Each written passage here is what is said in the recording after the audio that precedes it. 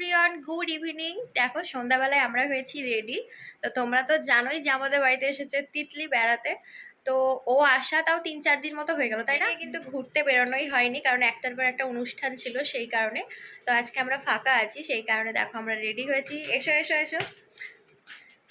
তো এই যে দেখো এখন দুজন মিলে যাচ্ছি ঘুরতে, একটু ফুচকা খেতে। তো চলো তোমাদের সাথে পরে দেখা হচ্ছে। বাড়ি থেকে বেরোতে না বেরোতে দেখলাম পাড়ার এই সব ছেলেরা আমাদের বাড়ির সামনে একটা মাঠ আছে, সেই মাঠে সব ন্যাড়াপোড়া করছে। আর এই ন্যাড়াপোড়া দেখে ছোটবেলাকার কথা মনে পড়ে গেল। তো আমরা এখন ন্যাড়াপোড়া দেখে বাড়ি থেকে বেরিয়ে পড়েছি। কথা আটকে যাচ্ছে রাস্তায় বেরিয়ে। বাজারে যাচ্ছি, বাজারে।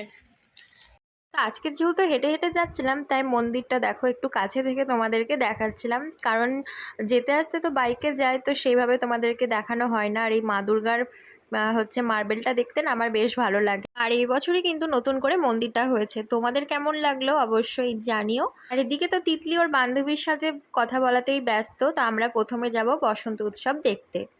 রাস্তা হবে বলে সাইডে মাটি রেখেছে, আর এত ধুলো। তো এগুলো মাটি তো মনে হচ্ছে না এক একটা পাহাড়, কি বলবো। আর এত ধুলো গাড়ি আসলে। তো আমরা এখন প্রথমে যাব বসন্ত উৎসব দেখতে।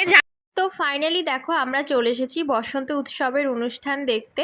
তো প্রথমে কিন্তু আমাদের কোনো আসার কথা ছিল না, হঠাৎ করেই প্ল্যান, যেহেতু বাজারে একটু ঘুরতে আসবো তোমাদেরকে তো বললামই। তো ভাবলাম যে অনুষ্ঠান যেহেতু এখনও চলছে, তো তিতলিকে বললাম যে চলো আমরা একটু দেখে আসি। তো যেরকম ভাবনা সেরকম কাজ, তো সেই কারণে দেখো আমরা চলেই আসলাম। আর অনুষ্ঠানটা কিন্তু অনেকক্ষণ আগে থেকেই শুরু হয়েছে, বলতে পারো বিকেল থেকেই। আর আমরা এখন এসেছি 7টার সময়।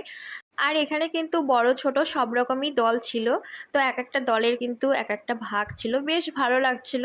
পুরো মাঠ জুড়ে পুরো কি বলবো, পুরো নানান রকমের কালারের ড্রেসের, নানান রকমের কালারের আবির, তো ভীষণ ভালো লাগছিল।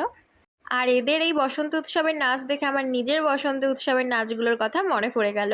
তো এখন দেখো আমরা বেরিয়ে যাব, কারণ আর ভালো লাগছে না, প্রচণ্ড গরম লাগছিল মানুষজনের ভিড়ে। আর অনুষ্ঠান শেষ হতে কিন্তু অনেকক্ষণ দেরিও হবে। তো ওই জন্য দেখো এখন আমরা বেরিয়ে পড়ছি। এখন অনুষ্ঠানের ওখান থেকে চলে এসেছি, এখন যাচ্ছি দোকানে। আর আমাদের ফুচকা খাওয়া পুরো মাথায় উঠে গিয়েছে। তো যেহেতু তিতলি অনেক দিন হলো দোকানে আসেনি, ওই জন্য বললো যে চলো মামার সাথে দেখা করে আসি। আর দোকানের ওই দিকটাতেও তো যাওয়া হয় না, তো সেই কারণে দেখো আমরা আসলাম এইদিকে একটু।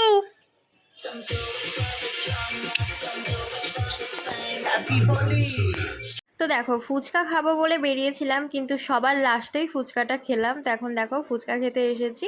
তো চলো ফুচকাটা খেয়ে নিই। কিছুক্ষণ হলো বাড়ি ঢুকলাম, আর এত ক্লান্ত হয়ে গিয়েছে, কারণ এত হেঁটেছি। তো কি বলবো, আর তার মধ্যে গরমও পড়েছে। তো চলো আজকের মতো ভিডিওটা আমি এখানেই শেষ করছি। আর সবাইকে অ্যাডভান্স হ্যাপি হোলি। সবাই খুব খুব মজা করো। তো চলো নেক্সট ব্লগে তোমাদের সাথে আবার দেখা হচ্ছে। আজকের মতো সবাইকে টাটা।